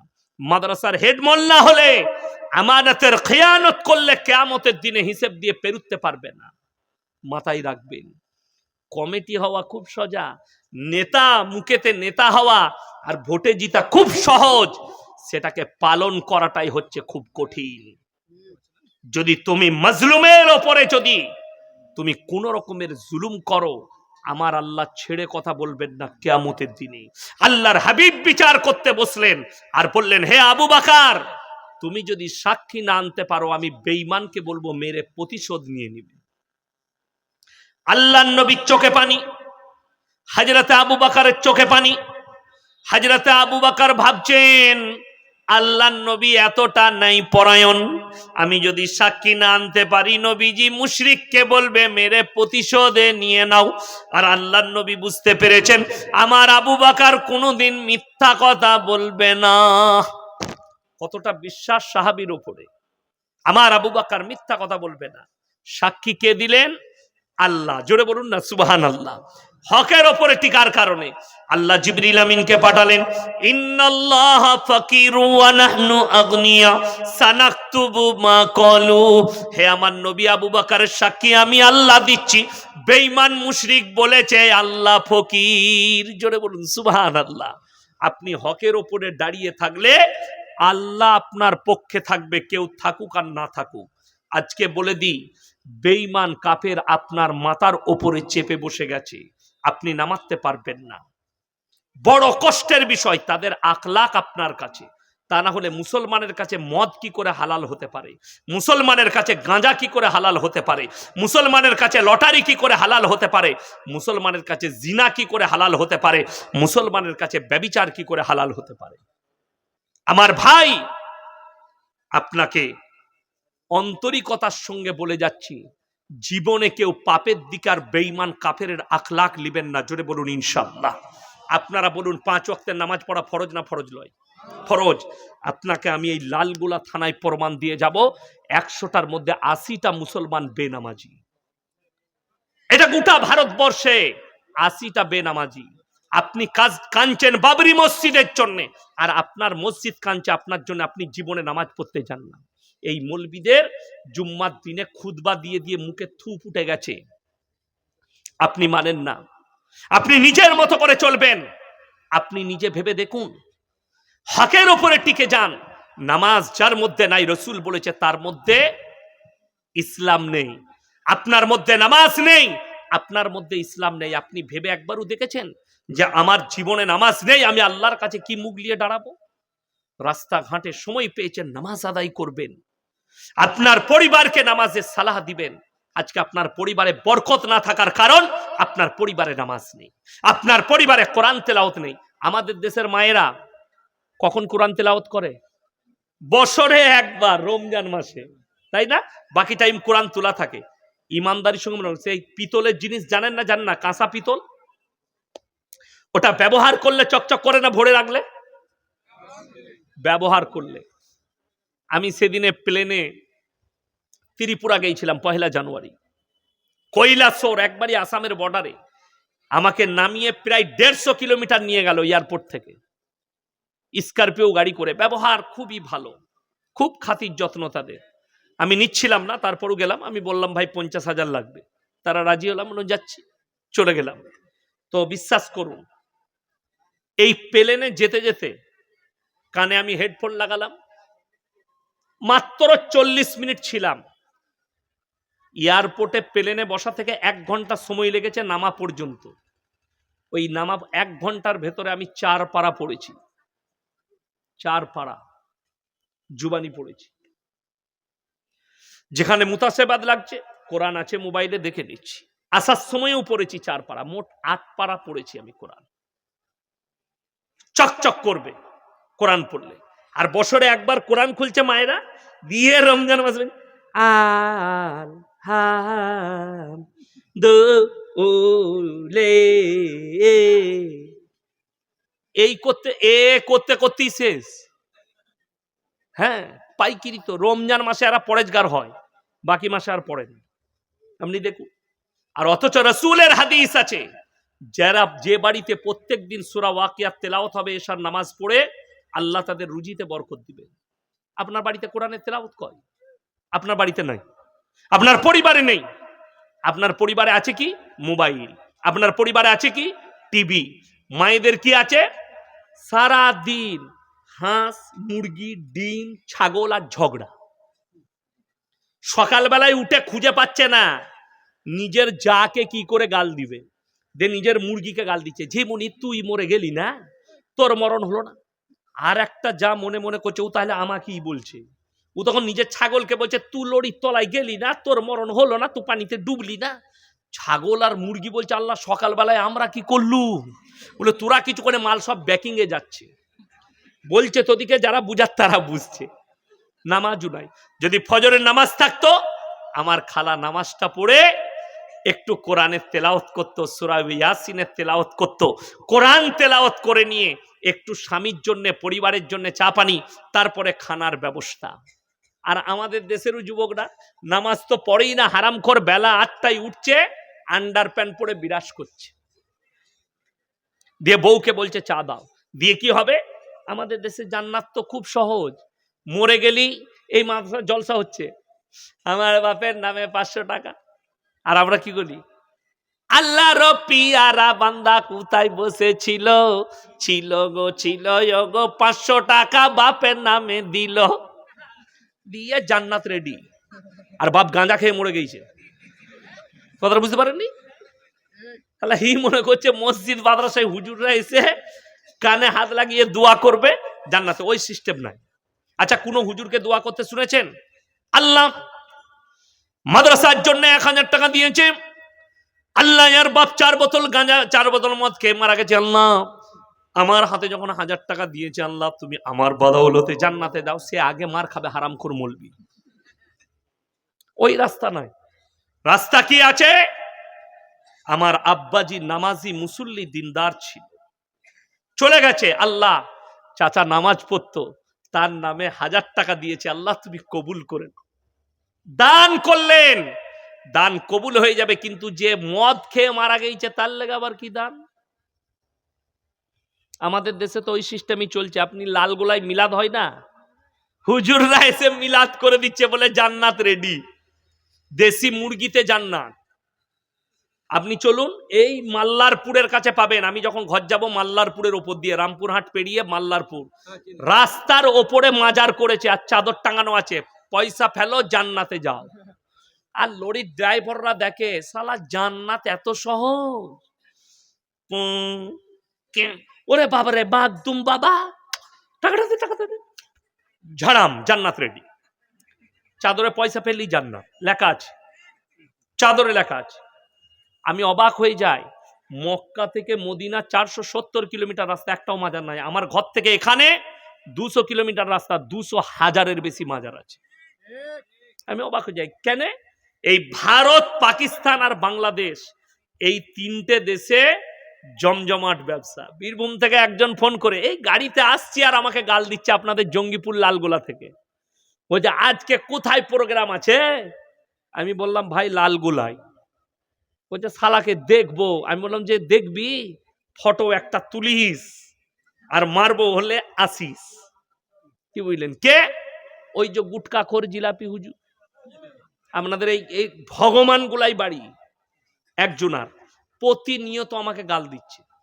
তার নাম কি দেখবেন, এই সেই জাদুগরদের মতো টুপি পরে, না না, জুবের জুবের জুবের দাঁতগুলো ষাঁড় দেখেছেন? ষাঁড়, মোষ, মোষ যখন দেখবেন ঘাস ফাঁস খড় খায়, দাঁতগুলো লালচে কালো হয়ে যায়, ও মালের ওরকম হয়ে গেছে গুটকা খেয়ে খেয়ে। সে বলছে ভাইরা, দেওবান্দিরা, ওয়াহাবিরা মুরগি জবাই করলে, গরু জবাই করলে সেই গরু খাওয়া যাবে না, তাই নাকি? আর ও হারামখোর ওয়াহাবিদের হোটেলে খেয়েছে মক্কায় গিয়ে। কথাটা বুঝতে পারেননি? আমি খোঁজ নিলাম, বর্ধমান জেলার লোক, আমাদের মুরগি জবাই করা যদি খাওয়া না যায়, ই মালটা কেমন দেখে আসি। আমি ভগবান গেলাই জলসা করতে গেলাম, খোঁজ নিলাম লোকটা কেমন। বললে আরে ও আপনাদিকে বললে কি হবে, ও বলছে দেওবন্দিদের ঘরে বিটির বিয়ে দেওয়া চলবে না, বিবির তালাক হয়ে যাবে। ওয়াহাবিদের ঘরে বিটির বিয়ে দিলে বিবির তালাক হয়ে যাবে, ও হারামখোরের বিটি পালিয়ে গিয়ে দেওবন্দি ঘরে বিয়ে করেছে, আমরা ওর বউটা আগে তালাক হয়ে আছে। এদের কাজই হচ্ছে ওই ফিতনা সৃষ্টি করা প্রতিনিয়ত। অবাক হয়ে যাবেন, আপনাকে শুনেলেন, আমার কথা মানতে হবে না। আপনি কোরআনকে মানেন না? মানেন না? এ কথা বলেন, কোরআনকে বিশ্বাস করেন তো? কোরআনে স্পষ্ট ভাষায় আছে। আমি একটা কেরাত তেলাওয়াত করলাম না, পড়লাম না, একটা রুকু পড়লাম, এই ইনারা বুঝতে পারলেন, কথাটা বুঝতে পেরেছেন? ওই রুকুটার যেটা প্রথম পড়লাম, ইয়া আইয়ুহান নাসু যুরিবা মাসালুন ফাসতামিউ লা ইন্নাল্লাযীনা তাদউনা মিন দুনিল্লাহি লা ইয়াখলুকু দুবাবান ওয়ালা বিজতামাউ লা। আল্লাহ বললেন, হে পৃথিবীর মানুষ, তোমরা আল্লাহ ব্যতীত যার কাছে ভালো মন্দ চাও, তাকে একবার জিজ্ঞেস করো, সে একটা মাছি পর্যন্ত সৃষ্টি করতে পারে না। মাছি সৃষ্টি অনেক দূরের কথা, মাছি যদি তাদের কাছ থেকে ছিনিয়ে নিয়ে যায়, সেই জিনিসটা উদ্ধার করার ক্ষমতা তাদের নেই, তারা শক্তিহীন। আর আমি আল্লাহ শক্তিশালী, জোরে বলুন সুবহানাল্লাহ। আল্লাহ শক্তিশালী। অথচ আমাদের দেশে একটা অমুসলিম ভাই একটা মাটির মূর্তি তৈরি করে উপাসনা করলে এরা বলছে শিরক হবে। আর আমি দেখিয়ে দেব আপনাকে, ভগবান গোলায়, লাল গোলায়, জঙ্গিপুরে গাছের নিচে ঘোড়া রেখে চাদর টাঙ্গিয়ে হারামখোর সিজদা করছে, মাটির ঘোড়া রেখেছে। এইটা কি করে জায়েজ হতে পারে? মক্কা থেকে শুনেলেন, কবরে চাদর চড়ানো জায়েজ হলে আল্লাহ নবীর কবরটা আসমান পর্যন্ত হীরামতি মুক্ত চাদরে ঢেকে যেত। রাসূলের কবরে জায়েজ নেই, পৃথিবীর আর কোনো মৌলবি মোল্লা পীর ফকিরের কবরের জন্য জায়েজ হতে পারে না। আল্লাহ নবীর কবরে সিজদা নেই, পৃথিবীর আর কোনো মৌলবি মোল্লা পীর ফকিরের কবরে সিজদা চলবে না।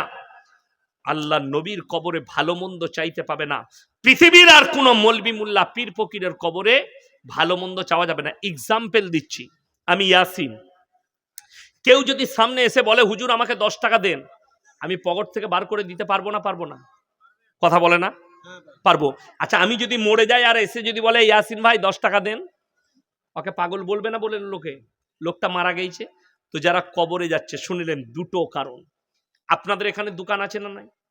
আছে। আচ্ছা, শুধু মুসলিমদের, অমুসলিম ভাইদের আছে না নাই? আছে।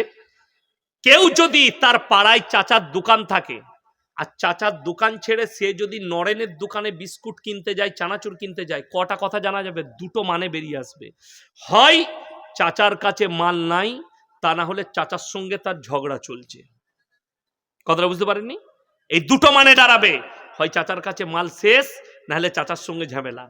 যারা আল্লাহ বাদ দিয়ে মাজারে, রওজা, থানে, দরগায় যাচ্ছে, দুটো মানে, হয় আল্লাহর কাছে মাল ফুরিয়ে গেছে, না হলে এদের সঙ্গে আল্লাহর ঝামেলা চলছে। তা না হলে আল্লাহর কাছে চাইতো। ভালো মন্দের মালিক কে? আল্লাহ। অবাক হয়ে যায়, আমাদের দেশের, ভারত বাংলাদেশের লোকের আকীদা হচ্ছে যে পীর সাহেব বেঁচে আছে, চলতে পারে না। আমার আব্বাজির বয়স এখন 80 হলো, কত বললাম? 80 বছর। উনি দুর্বল, ধরে ধরে গাড়িতে চাপায়, কোথাও গেলে কাছে করে জলসার দাওয়াত দেয়, স্টেজে ধরে ধরে চাপাতে হয়। 40 মিনিট 1 ঘন্টার বেশি বলেন না, কোথাও বলতে পারেন না। যারা দাওয়াত দেয়, যারা দাওয়াত দিবেন ভেবে চিনতে দিবেন। আমার আব্বাজি কি 1 ঘন্টার বেশি মোটেই বলতে পারে না, খুব যে 40 মিনিট, তার থেকে 1 ঘন্টা খুব বেশি। তো ও এখন আমার আব্বাজি বেঁচে আছেন, চলতে পাচ্ছেন না। আচ্ছা, মরে গেলে ওই লোকটার পাওয়ার কি করে বাড়বে? আমাদের দেশের লোক বলছে পীর সাহেব যখন বেঁচে ছিল তখন খাটে পড়ে আছে,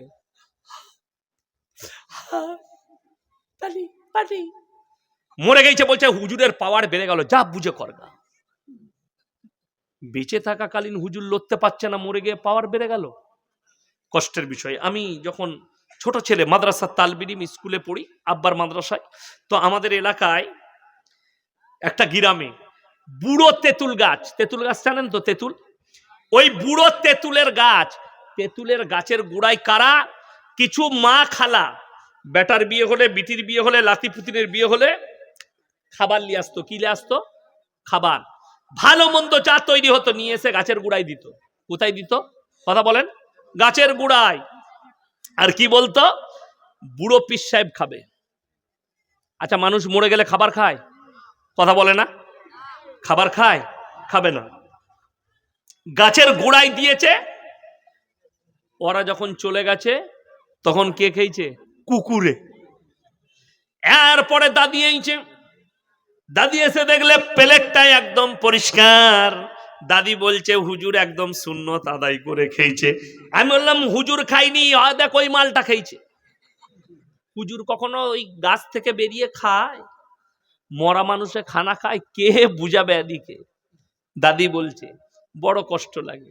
আমার আব্বাজির মুখ থেকে শুনেছিলাম যে ওই গ্রামটায়, আমাদের নিজস্ব গ্রাম, সেইখানে একজন পীর সাহেব এলো ধুতি পরে। কি বুঝলেন? ওই বীরভূমের পীর সাহেব। আমার আব্বা বলছে এত মার মেরে এলো গায়ের লোক, ধুতি খুলে আন্ডার প্যান্ট পরে মাঠে মাঠে ছুটে এলো। হ্যাঁ, পীর সাহেব। আপনারা জানেন আপনাদের এই জঙ্গিপুর থেকে, লালগোলা থেকে পায়ে হেঁটে পাথর চাবড়ি যায়, যাই না? খালা চলতে পারছে না।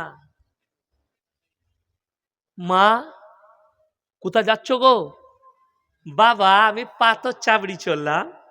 বাস পাওনি না গাড়ি পাওনি? না, হুজুর বলেছে পায়ে হেঁটে গেলে হজের নেকি পাবে না। তোর হুজুরের বীজ মারি আমি। এই হুজুর মার খাবে না? খাবে না। এই কথাটা বলার কারণে শিরকের পাপ হবে। उत्तर प्रदेशेर एक बक्ता बयान करছে, मेरे बड़ा पीर अब्दुल कादिर जिलानी का मकाम सुन लो। बड़ा पीर अब्दुल कादिर जिलानी कभी तवाफ करने नहीं जाते थे, बल्कि काबा उनके घर पे आते थे। नाउजुबिल्लाह बोले। के बोलছে? ওই জিলাপি হুজুর। কে বুঝাবে? এদিকে সমাজকে ধ্বংস করে দিলে। এই ভারত বাংলাদেশ পাকিস্তান দেখলেন। আচ্ছা আমাদের দেশে একবার সবাই বলুন তো সুবহানাল্লাহ। আচ্ছা সবাই একবার বলুন আলহামদুলিল্লাহ।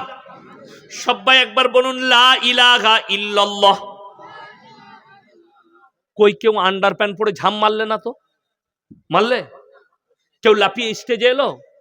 বাংলাদেশে বক্তা বলছে লা ইলাহা ইল্লাল্লাহ, মাল একদম পাইপ ধরে ওপর দিকে লেপটিয়ে বক্তাকে নিয়ে পড়লো। বলে কি? বলে পাগল হয়ে গেছে। আর একটা মাল বেরিয়েছে দেখেছেন?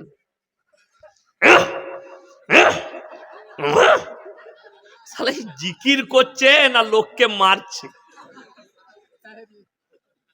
আর ও তো কল চালায়, তাহেরি বাউল বুস্টম কল চালানো জিকির। কি কল চালায়? কি বুঝলেন? নাউজবিল্লাহ। এগুলো জিকির। স্যাম্পল ভাবে যদি আপনি আল্লাহর জিকির করতে চান, লা ইলাহা ইল্লাল্লাহ। কি বলবেন? লা ইলাহা ইল্লাল্লাহ। আচ্ছা কেউ লাপালে না আমি লাপালাম? স্যাম্পল লা ইলাহা ইল্লাল্লাহ। আপনি এটা বলুন, আল্লাহর কাছে কাঁদুন, আল্লাহর কাছে ভালো মন্দ চান। আল্লাহ বাদ দিয়ে তার সৃষ্টির ওপরে ঝড় দিলে যে গাছটা ভেঙে পড়ে যাবে, নেমো খারামরা সেই গাছটার গোড়ায় সিজদা করে। আমার গ্রামে একটা 3 মাথা খেজুর গাছ আছে। ক মাথা বললাম? 3 মাথা। খেজুর গাছটা যার, আমাদের নিজেদের লোক, সালাম মন্ডল নাম, 5 ওয়াক্তের নামাজি আমার ভাই।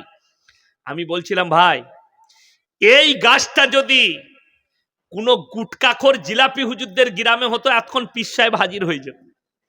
খালি আমার গ্রামে বলে বেঁচে গেছে গাছটা। বাস্তব কথা বলছি। বেকা শেওড়া গাছ, বেকা খেজুর গাছ, বেকা তাল গাছ। আমি খালি চিন্তা করি এই গাছের গুড়াগুলোতে পীর সাহেবরা হাজির হলো। আপনারা বলুন, জানেন আজমিরে চাদর দিয়ে পাঠাচ্ছে কে? দেশের প্রধানমন্ত্রী, আশীর্বাদ নেবার জন্য। আর কোরআনে আছে তোমরা মুশরিকদের জন্য দোয়া করতে পাবে না। মা কানা লিন-নবী ওয়াল্লাযীনা আমানু আন ইস্তাগফিরু লিল মুশরিকিন ওয়ালাউ কানু উলি কুরবা। হে নবী এবং মুমিনরা শোনো, মুশরিক হয়ে যদি কেউ মারা যায় তার লেগে দোয়া করতে পাবে না, যদিও সে তোমার নিকটতম আত্মীয় হয়। হারামখোররা মাজারে বসে আছে, যেই আসছে তাকে আশীর্বাদ দিচ্ছে, দোয়া দিচ্ছে। কি বুঝলেন? অমিতাভ বচ্চনের ছেলে আশীর্বাদ নিতে এসছে। কোথায়? কোথায়? আজমিরে। আমি চ্যালেঞ্জ দিলাম, এই লালগোলার আর জঙ্গিপুরের যতগুলো গুটকাখোর আর জিলাপি হুজুর আছো, একটা কিতাব থেকে প্রমাণ দাও।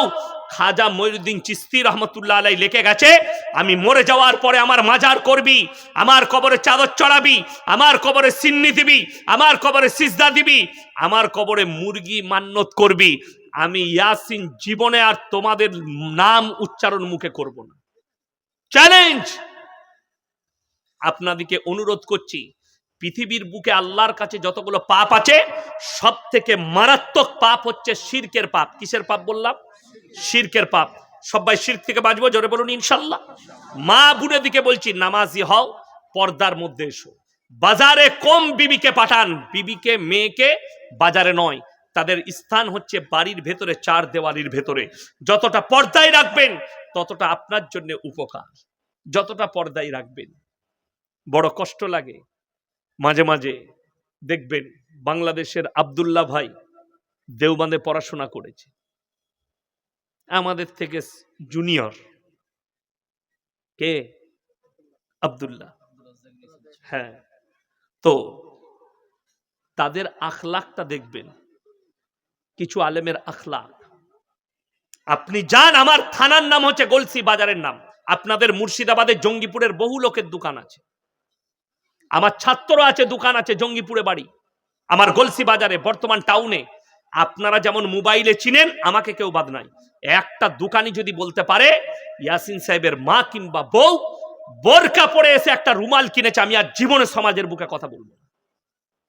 আমার এলাকায় কোন বড় লোক থেকে, ধনী ব্যক্তি থেকে গরিব কেউ যদি বলে ইয়াসিন সাহেবের বউ অমুকের বিটির বিয়েতে, বেটার বিয়েতে প্যান্ডেলে বসে খেতে গেছে, আল্লাহর কসম খেয়ে বলছি আমি আর জীবনে সমাজের বুকে বক্তব্য দেবো না।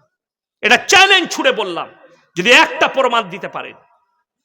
জীবনে আমার স্ত্রী যদি আমাকে জিজ্ঞেস করে মাঝে মাঝে, আপনার জীবনের শখ কি? আমি আমার জীবনের শখ তুমি আমার চার দেওয়ালির ভেতরে কাটিয়ে দাও, তোমার সব প্রয়োজন মিটিয়ে দেবো। জীবনে পাটা বার করো না, বাড়ি থেকে নখটা বের করো না, তোমার জন্য আমার শখ আছে তুমি যেন জান্নাতে যেতে পারো। এইটাই শখ, বাকি কোনো শখ নাই, কোথাও যাওয়া লাগবে না। বড় কষ্ট লাগে, দুঃখ লাগে, আপনি ইসলামটাই বুঝলেন না। ইসলাম কেমন বুঝলেন? বেঈমান কাফেরের মতো ইসলাম বুঝে নিলেন। তারা নিজেদের বিবিদিকে বাজারে করে দিলে, মেয়েদিকে বেপর্দা করলো, আপনি আপনার বিবিকে, মেয়েকে বেপর্দা করে দিলেন। খুব ভালো করে ভাববেন, এই মোল্লা তার বউকে কেন পর্দা করেছে? ইয়াসিন সাহেব কেন রেখেছে? যেদিন থেকে পর্দা ফরজ হয়েছে, হাদিসে আছে, রেওয়ায়েতে আছে, নবী এবং সাহাবীদের বিবিরা পায়ের নখটা পর্যন্ত হুজরাখানা থেকে বের করেনি। বাংলাদেশে এক হারামখোরের আওলাদ পয়দা হয়েছে, তার নাম সেলিম। হিজবুত তৌহিদ বলে দল তৈরি করেছে, তার দলে কিছু সংখ্যক মানুষ আছে, সে বলছে ছেলে মেয়ে একসাথে নামাজ পড়বে পাশাপাশি দাঁড়িয়ে, কোনো অসুবিধা নাই। সে হারামখোর বলছে এই মৌলবীরা, এই হুজুররা বন্ধ করে দিলে, মৌলবীরা বন্ধ করলে মেয়েদের পর্দা করার কথা কোরআনে নাই, অথচ কোরআনে স্পষ্ট আছে ওয়াদরিব খুমুরিহিন্না আলা জুনুবিহিন, হে নারী তুমি পর্দা নির্ধারিত করো, কোনোদিন ধর্ষিত হবে না, কোনোদিন লাঞ্ছিত হবে না। আমার ভাই, চকলেটের 1 টাকা দাম, ঠিক কিনা কথা বলে? আচ্ছা, চকলেটটা বাইরে থাকে না প্যাকেটের ভেতরে? প্যাকেটে। একটা চকলেট যদি বাইরে হাতে করে একটা ডিব্বার বাটির মধ্যে রেখে, প্লেটে রেখে যদি কেউ বিক্রি করে, আপনি চকলেট কিনবেন না।